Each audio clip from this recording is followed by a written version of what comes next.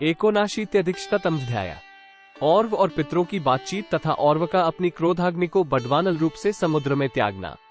और्व ने कहा, पितरों, मैंने क्रोधवश उस समय जो संपूर्ण लोकों के विनाश की प्रतिज्ञा कर ली थी, वो झूठी नहीं होनी चाहिए। 1. जिसका क्रोध और प्रतिज्ञा निष्फल होते हों, ऐसा बनने की मेरी इच्छा नहीं है। यदि मेरा क्रोध सफल नहीं हुआ तो वो मुझको उसी प्रकार जला देगा जैसे आग अरणी काष्ठ को जला देती है। 2. जो किसी कारणवश उत्पन्न हुए क्रोध को सह लेता है, वो मनुष्य धर्म, अर्थ और काम की रक्षा करने में समर्थ नहीं होता। 3. सबको जीतने की इच्छा रखने वाले राजाओं द्वारा उचित अवसर पर प्रयोग में लाया हुआ रोष दुष्टों का दमन और साधु पुरुषों की रक्षा करने वाला हो। 4. मैं जिन दिनों माता की एक जांग में गर्भशैया पर सोता था, उन दिनों क्षत्रियों द्वारा भार्गवों का वध होने पर माताओं का करुण क्रंदन मुझे स्पष्ट सुनाई देता था। 5. इन नीच क्षत्रियों ने जब गर्भ के बच्चोत्क के सिर काट काट कर संसार में भरी गुवंशी ब्राह्मणों का संहार आरंभ कर दिया, तब मुझ में क्रोध का आवेश हुआ। 6. जिनकी कोख भरी हुई थी, वे मेरी माताएं और पितृगण भी भय के मारे समस्त लोकों में भागते फिरे, किंतु उन्हें कहीं भी शरण नहीं मिली। 7. जब भार्गवों की पत्नियों का कोई भी रक्षक नहीं मिला, तब मेरी इस कल्याणमयी माता ने मुझे अपनी एक जांघ में छिपा कर रखा था। 8. जब तक में कोई भी पाप कर्म को रोकने वाला होता है, तब तक संपूर्ण लोकों में पापियों का होना संभव नहीं होता। 9. जब पापी मनुष्य को कहीं कोई रोकने वाला नहीं मिलता, तब बहुतेरे मनुष्य पाप करने में लग जाते हैं। 10. जो मनुष्य शक्तिमान एवं समर्थ होते हुए भी जानबूझकर पाप को नहीं रोकता, वो भी उसी पाप कर्म से लिप्त हो जाता है। 11. इस लोक में अपना जीवन सबको प्रिय है, ये समझकर सबका शासन करने वाले राजा लोग सामर्थ्य होते हुए भी मेरे पिताओं की रक्षा न कर सके, इसीलिए मैं भी इन सब लोगों पर कुपित हुआ हूँ। मुझ में इन्हें दंड देने की शक्ति है, अतः इस विषय में मैं आप लोगों का वचन मानने में असमर्थ हूँ। 12-13. यदि मैं भी शक्ति रहते हुए लोगों के इस महान पापाचार को उदासीन भाव से चुपचाप देखता रहूं, तो मुझे भी उन लोगों के पाप से भय हो सकता है। 14. मेरे क्रोध से उत्पन्न हुई जो यह आग संपूर्ण लोगों को अपनी लपटों से लपेट लेना चाहती है, यदि मैं इसे रोक दूं तो यह मुझे ही अपने तेज से जलाकर भस्म कर डालेगी। 15. मैं ये भी जानता हूँ कि आप लोग समस्त का हित चाहने वाले हैं, अतः शक्तिशाली पितरों, आप लोग ऐसा करें जिससे इन लोगों का और मेरा भी कल्याण हो। 16. पितर बोले, और तुम्हारे क्रोध से उत्पन्न हुई जो यह अग्नि सब लोगों को अपना ग्रास बनाना चाहती है, उसे तुम जल में छोड़ दो, तुम्हारा कल्याण हो, क्योंकि सभी लोग जल में प्रतिष्ठित हैं। 17. सभी रस जल के परिणाम है तथा संपूर्ण जगत भी जल का परिणाम माना गया है। अतः द्विज श्रेष्ठ, तुम अपनी इस क्रोधाग्नि को जल में ही छोड़ दो। 18. विप्रवर, यदि तुम्हारी इच्छा हो तो ये क्रोधाग्नि जल को जलाती हुई समुद्र में स्थित रहे, क्योंकि सभी लोग जल के परिणाम माने गए हैं। 19. अंग, ऐसा करने से तुम्हारी प्रतिज्ञा भी सच्ची हो जाएगी और देवताओं सहित समस्त लोग भी नष्ट नहीं होंगे। 20. वशिष्ठ जी कहते हैं, पराश, तब और्व ने अपनी उस क्रोधाग्नि को समुद्र में डाल दिया। आज भी वह बहुत बड़ी घोड़ी के मुख की सी आकृति धारण करके महासागर के जल का पान करती रहती है। वेदज्ञ पुरुष उससे भली भांति परिचित हैं। वो बड़वा अपने मुख से वही आग उगलती हुई महासागर का जल पीती रहती है। 21-22. ज्ञानियों में श्रेष्ठ पराश, तुम्हारा कल्याण हो, तुम परलोक को भली भांति जानते हो, अतः तुम्हें भी समस्त लोकों का विनाश नहीं करना चाहिए। 23. इस प्रकार श्री महाभारत आदि पर्व के अंतर्गत चैत्र रथ पर्व में और्वोपाख्यान विषयक 179वां अध्याय पूरा हुआ। 179. अशीत्यधिकशतमोऽध्याय। पुलस्त्य आदि महर्षियों के समझाने से पराशर जी के द्वारा राक्षस चित्र की समाप्ति। गंधर्व कहता है, अर्जुन, महात्मा वशिष्ठ के यूं कहने पर उन ब्रह्मर्षि पराशर ने अपने क्रोध को समस्त लोगों के पराभव से रोक लिया। 1. तब संपूर्ण वेदवेताओं में श्रेष्ठ महातेजस्वी शक्ति नंदन पराशर ने राक्षसत्र का अनुष्ठान किया। 2.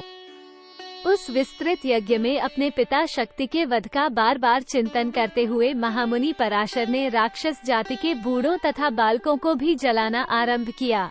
3 उस समय महर्षि वशिष्ठ ने ये सोचकर कि इसकी दूसरी प्रतिज्ञा को न तोड़ूं, उन्हें राक्षसों के वध से नहीं रोका। 4 उस सत्र में 3 प्रज्वलित अग्नियों के समक्ष महामुनि पराशर चौथे अग्नि के समान प्रकाशित हो रहे थे। 5 पापी राक्षसों का संहार करने के कारण वो यज्ञ अत्यंत निर्मल एवं शुद्ध समझा जाता था। शक्तिनंदन पराशर द्वारा उसमें यज्ञ सामग्री का हवन आरंभ होते ही वह इतना प्रज्वलित हो उठा कि उसके तेज से संपूर्ण आकाश ठीक उसी तरह उद्भासित होने लगा जैसे वर्षा बीतने पर सूर्य की प्रभा से उद्दीप्त हो उठता है। 6 उस समय वशिष्ठ आदि सभी मुनियों को वहां तेज से प्रकाशमान महर्षि पराशर दूसरे सूर्य के समान जान पड़ते थे। 7 तदनंतर दूसरों के लिए उस यज्ञ को बंद करना अत्यंत कठिन जानकर उदार बुद्धि महर्षि अत्रि स्वयं उस यज्ञ को समाप्त कराने की इच्छा से पराशर के पास आए। 8 शत्रुओं का नाश करने वाले अर्जुन। उसी प्रकार पुलस्त्य, पुलक, क्रतु और महाक्रतु ने भी राक्षसों के जीवन की रक्षा के लिए वहां पदार्पण किया। 9 भरत कुलभूषण कुंती कुमार। उन राक्षसों का विनाश होता देख महर्षि पुलस्त ने शत्रुसूदन पराशर से यह बात कही। 10 तात तुम्हारे इस यज्ञ में कोई विघ्न तो नहीं पड़ा? बेटा, तुम्हारे पिता की हत्या के विषय में कुछ भी न जानने वाले इन सभी निर्दोष राक्षसों का वध करके क्या तुम्हें प्रसन्नता होती है? 11 वत्स, मेरी संतति का तुम्हें इस प्रकार उच्छेद नहीं करना चाहिए। तात, ये हिंसा तपस्वी ब्राह्मणों का धर्म कभी नहीं मानी गई। 12 पराशर, शांत रहना ही ब्राह्मणों का श्रेष्ठ धर्म है, अतः उसी का आचरण करो। तुम श्रेष्ठ ब्राह्मण होकर भी यह पाप कर्म करते हो। 13 तुम्हारे पिता शक्ति धर्म के ज्ञाता थे, तुम्हें इस अधर्म कृत्य द्वारा उनकी मर्यादा का उल्लंघन नहीं करना चाहिए। फिर मेरी संतानों का विनाश करना तुम्हारे लिए कदापि उचित नहीं है। 14 वशिष्ठ कुलभूषण, शक्ति के शाप से ही उस समय वैसी दुर्घटना हो गई थी। वे अपने ही अपराध से इस लोक को छोड़कर स्वर्गवासी हुए हैं, इसमें राक्षसों का कोई दोष नहीं है। 15 मुने, कोई भी राक्षस उन्हें खा नहीं सकता था। अपने ही शाप से राजा को नरभक्षी राक्षस बना देने के कारण उन्हें उस समय अपनी मृत्यु देखनी पड़ी। 16 पराशर, विश्वामित्र तथा राजा कल्माशपाद भी इसमें निमित्त मात्र ही थे। तुम्हारे पूर्वजों की मृत्यु में तो प्रारब्ध ही प्रधान है। इस समय तुम्हारे पिता शक्ति स्वर्ग में जाकर आनंद भोगते हैं। 17 महामुने, वशिष्ठ जी के शक्ति से छोटे जो पुत्र थे वे सभी देवताओं के साथ प्रसन्नता पूर्वक सुख भोग रहे हैं। 18 महर्षि, तुम्हारे पितामह वशिष्ठ जी को ये सब बातें विदित हैं। तात शक्ति नंदन, तेजस्वी राक्षसों के विनाश के लिए आयोजित इस यज्ञ में तुम भी निमित्त मात्र ही बने हो। वास्तव में ये सब उन्हीं के पूर्व कर्मों का फल है, अतः अब इस यज्ञ को छोड़ दो। तुम्हारा कल्याण हो, तुम्हारे इस सत्र की समाप्ति हो जानी चाहिए। 1-9-20 गंधर्व कहता है, अर्जुन, पुलस्त्य जी तथा परम बुद्धिमान वशिष्ठ जी के यूं कहने पर महामुनि शक्तिपुत्र पराशर ने उसी समय यज्ञ को समाप्त कर दिया। 21 संपूर्ण राक्षसों के विनाश के उद्देश्य से किए जाने वाले उस सत्र के लिए जो अग्नि संचित की गई थी उसे उन्होंने उत्तर दिशा में हिमालय के आसपास के विशाल वन में छोड़ दिया। 22 वह अग्नि आज भी वहां सदा प्रत्येक पर्व के अवसर पर राक्षसों, वृक्षों और पत्थरों को जलाती हुई देखी जाती है। 23 इस प्रकार श्री महाभारत आदि पर्व के अंतर्गत चैत्र रथपर्व में औरवोपाख्यान विषयक 180वां अध्याय पूरा हुआ। 180 81 अध्याय। राजा कल्माशपादकों ब्राह्मणी आंगिरसी का शाप। अर्जुन ने पूछा, गंधर्वराज, किस कारण को सामने रखकर राजा कल्माशपाद ने ब्रह्मवेताओं में श्रेष्ठ गुरु वशिष्ठ जी के साथ अपनी पत्नी का नियोग कराया था? 1 तथा उत्तम धर्म के ज्ञाता महात्मा महर्षि वशिष्ठ ने ये परस्त्रीगमन का पाप कैसे किया? 2 पूर्व काल में महर्षि वशिष्ठ ने जो यह अधर्म कार्य किया उसका क्या कारण है? यह मेरा संशय है जिसे मैं पूछता हूँ। आप मेरे इन सारे संशयों का निवारण कीजिए। 3 गंधर्व ने कहा, दुर्धर्ष वीर धनंजय, आप महर्षि वशिष्ठ तथा राजा मित्रसेन के विषय में जो कुछ मुझसे पूछ रहे हैं उसका समाधान सुनिए। 4 भरत श्रेष्ठ, वशिष्ठ पुत्र महात्मा शक्ति से राजा कल्माशपाद को जिस प्रकार शाप प्राप्त हुआ वो सब प्रसंग में आपसे कह चुका हूँ। 5 शत्रुओं को संताप देने वाले राजा कल्माशपाद शाप के परवश हो अपनी पत्नी के साथ नगर से बाहर निकल गए। उस समय उनकी आंखें क्रोध से व्याप्त हो रही थीं। 6 अपनी स्त्री के साथ निर्जन वन में जाकर वे चारों ओर चक्कर लगाने लगे। वो महान वन भांति भांति के मृगों से भरा हुआ था। उसमें नाना प्रकार के जीव जंतु निवास करते थे। 7 अनेक प्रकार की लताओं तथा गुल्मों से आच्छादित और विविध प्रकार के वृक्षों से आवृत वह गहन वन भयंकर शब्दों से गूंजता रहता था। शापग्रस्त राजा कल्माशपाद उसी में भ्रमण करने लगे। 8 एक दिन भूख से व्याकुल हो वे अपने लिए भोजन की तलाश करने लगे। बहुत क्लेश उठाने के बाद उन्होंने देखा कि उस वन के किसी निर्जन प्रदेश में एक ब्राह्मण और ब्राह्मणी मैथुन के लिए एकत्र हुए हैं। वे दोनों अभी अपनी इच्छा पूर्ण नहीं कर पाए थे। इतने ही में उन राक्षसाविष्ट कल्माशपाद को देखकर अत्यंत भयभीत हो वहां से भाग चले।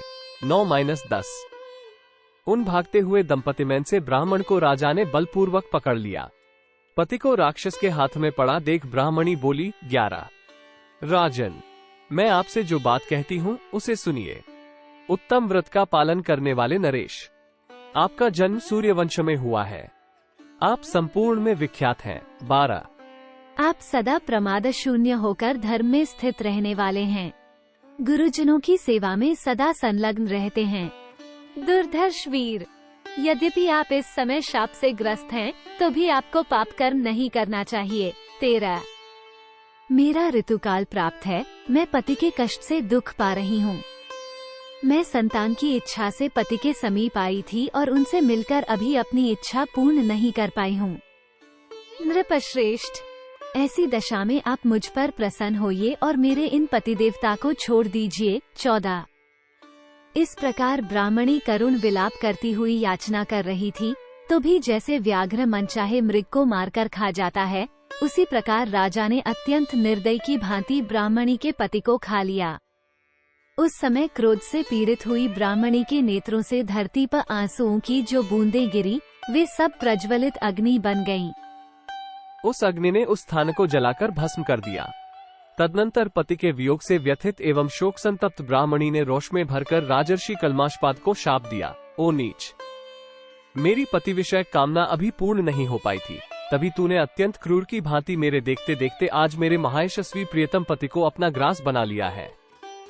अतः दुर्बुद्धे, तू भी मेरे शाप से पीड़ित हुआ ऋतुकाल में पत्नी के साथ समागम करते ही तत्काल प्राण त्याग देगा।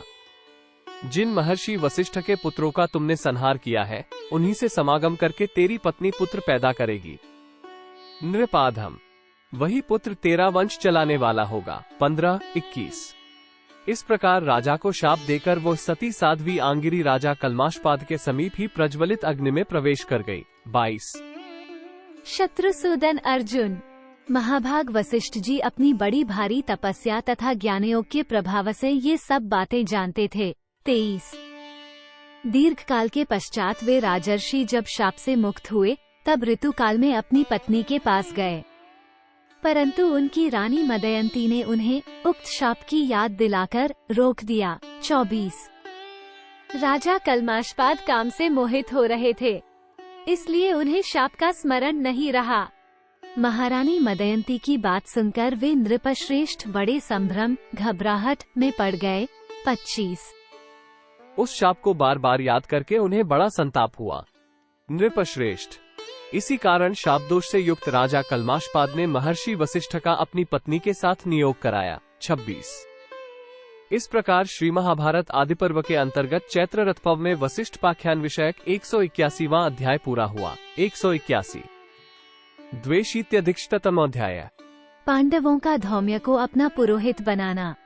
अर्जुन ने कहा, गंधर्वराज, हमारे अनुरूप जो कोई वेदवेता पुरोहित हो, उनका नाम बताओ, क्योंकि तुम्हें सब कुछ ज्ञात है। 1 गंधर्व बोला, कुंती नंदन। इसी वन के उत्कोक तीर्थ में महर्षि देवल के छोटे भाई धौम्य मुनि तपस्या करते हैं। यदि आप लोग चाहें तो उन्हीं का पुरोहित के पद पर वरण करें।